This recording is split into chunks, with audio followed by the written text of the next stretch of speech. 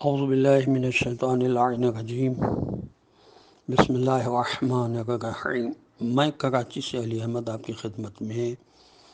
پارہ نمبر 10 کے پہلے غبا کا ترجمہ پڑھ رہا ہوں۔ اس پہلی آڈیو ویڈیو میں الحمدللہ میں نے تلاوت کی تھی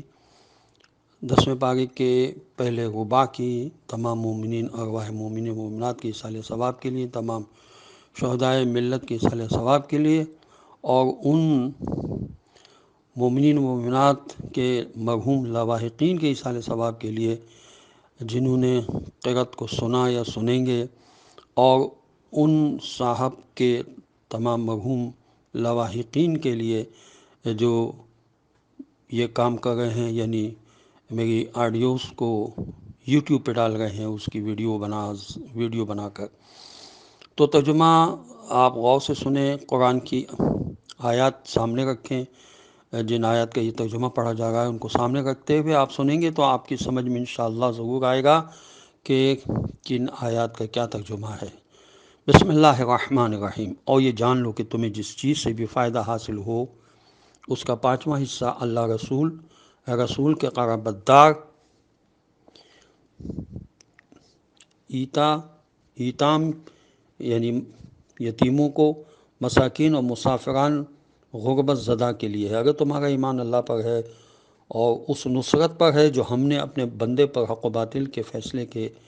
دن جب دو جماعتیں آپس میں ٹکرا رہی تھیں نازل کی تھی، اور اللہ ہر شے پر قادر ہے، جبکہ تم وادی کے قریبی محاذ پر تھے اور وہ لوگ دور والے محاذ پر تھے، اور قافلہ تم سے نشیب میں تھا، اور اگر تم پہلے سے جہاد کے وعدے پر نکلتے تو یقیناً اس کے خلاف کرتے، لیکن خدا ہونے والے امر کا فیصلہ کرنا چاہتا تھا تاکہ جو ہلاک ہو وہ دلیل کے ساتھ اور جو زندہ رہے وہ بھی دلیل کے ساتھ، اور اللہ سب کی سننے والا ہو، سب کے حال دل کا جاننے والا ہے۔ جب خدا ان کو تمہاری نظروں میں کم کر کے دکھلا رہا تھا کہ اگر زیادہ دکھلا دیتا تو تم سست پڑ جاتے اور آپس ہی میں جھگڑا کرنے لگتے، لیکن خدا نے تمہیں اس جھگڑے سے بچا لیا کہ وہ دل کے رازوں سے بھی باخبر ہے۔ اور جب خدا مقابلے کے وقت تمہاری نظروں میں دشمنوں کو کم دکھلا رہا تھا اور ان کی نظروں میں تمہیں کم کر کے دکھلا رہا تھا تاکہ اس امر کا فیصلہ کر دے جو ہونے والا تھا، اور سارے امور کی بازگشت اللہ ہی کی طرف ہے۔ ایمان والوں، جب کسی گروہ سے مقابلہ کرو تو ثبات قدم سے کام لو اور اللہ کو بہت یاد کرو کہ شاید اسی طرح تم کامیابی حاصل کر لو، اور اللہ کو اس کے رسول کی اطاعت کرو، آپس میں اختلاف نہ کرو کہ کمزور پڑ جاؤ اور تمہاری ہوا بگڑ جائے، اور صبر کرو کہ اللہ صبر کرنے والوں کے ساتھ ہے۔ اور ان لوگوں کو دیکھو، ان لوگوں جیسے نہ ہو جاؤ جو اپنے گھروں سے اتراتے ہوئے اور لوگوں کو دکھانے کے لیے نکلے اور راہ خدا سے روکتے رہے کہ اللہ ان کے اعمال کا احاطہ کیے ہوئے ہے۔ اور اس وقت کو یاد کرو جب شیطان نے ان کے لیے ان کے اعمال کو آراستہ کر دیا اور کہا کہ آج کوئی تم پر غالب آنے والا نہیں ہے اور میں تمہارا مددگار ہوں۔ اس کے بعد جب دونوں گروہ آمنے سامنے آئے تو الٹے پاؤں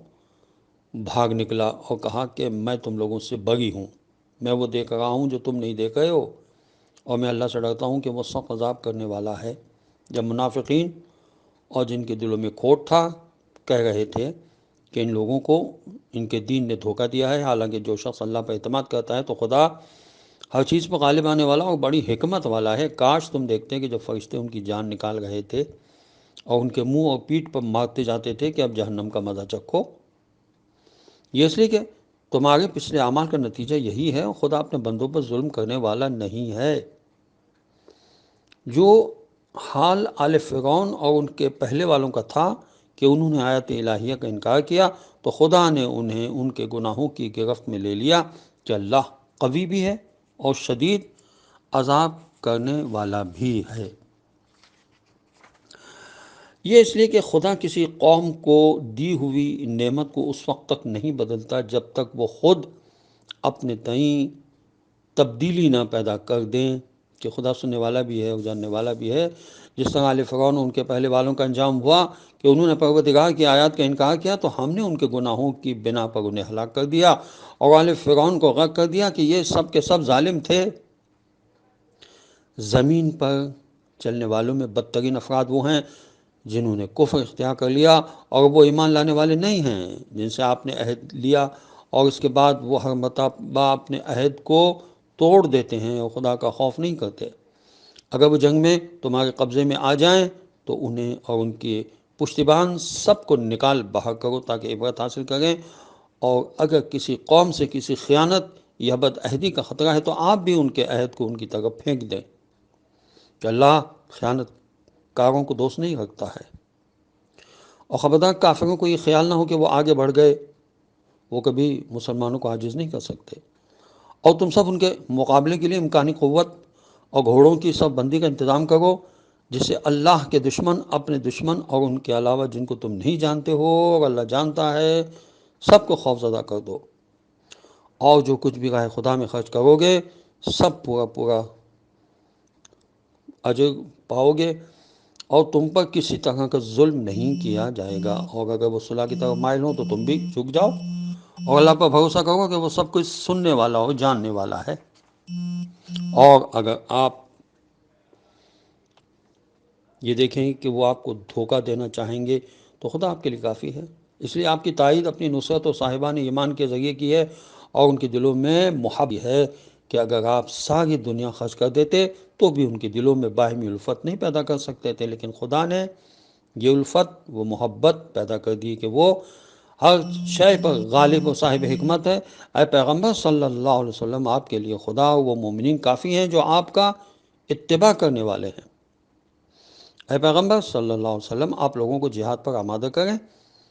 اگر ان میں 20 بھی صبر کرنے والے ہوں گے تو 200 پر غالب آ جائیں گے، اور اگر 100 ہوں گے تو 1000 کافروں پر غالب آ جائیں گے،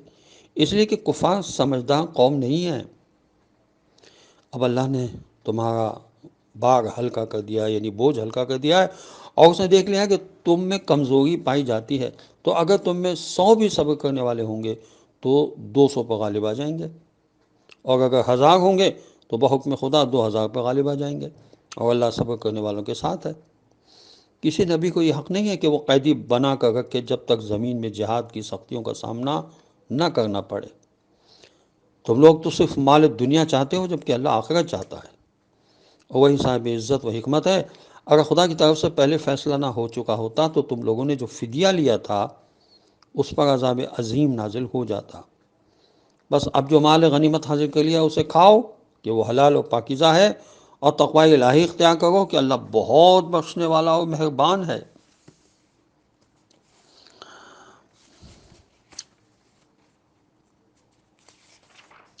اور اے پیغمبر صلی اللہ علیہ وسلم، اپنے ہاتھ کے قیدیوں سے کہہ دیجئے، یعنی آپ کے پاس جو قیدی ہیں، کہ اگر خدا تمہارے دلوں میں نیکی دیکھے گا تو جو مال تم سے لے لیا گیا ہے اس سے بہتر نیکی تمہیں عطا کر دے گا اور تمہیں معاف کر دے گا، وہ بڑا بخشنے والا اور مہربان ہے۔ اور اگر یہ آپ سے خیانت کرنا چاہتے ہیں تو اس سے پہلے خدا سے خیانت کر چکے ہیں، جس کے بعد خدا نے ان پر قابو عطا کر دیا کہ وہ سب کچھ جاننے والا اور صاحب حکمت ہے۔ بے شک جو لوگ ایمان لائے اور انہوں نے ہجرت کی اور آئے خدا میں اپنی جان و مال سے جہاد کیا، اور جنہوں نے پناہ دی اور مدد کی، یہ سب آپس میں ایک دوسرے کے دوست ہیں، اور جن لوگوں نے ایمان اختیار کر کے ہجرت نہیں کی ان کی ولایت سے آپ کا کوئی تعلق نہیں ہے جب تک وہ ہجرت نہ کریں۔ اور اگر دین کے معاملے میں آپ سے مدد مانگیں تو آپ کا فرض ہے کہ مدد کر دیں۔ اللہ اس قوم کے مقابلے کے جس سے تمہارا معاہدہ ہو چکا ہے کہ اللہ تمہارے اعمال کو خوب دیکھنے والا ہے۔ جو لوگ کفر والے ہیں وہ آپس میں ایک دوسرے کے مددگار ہیں، اگر تم ایمان والوں کی مدد نہ کرو گے تو زمین میں فتنہ اور عظیم فساد برپا ہو جائے گا۔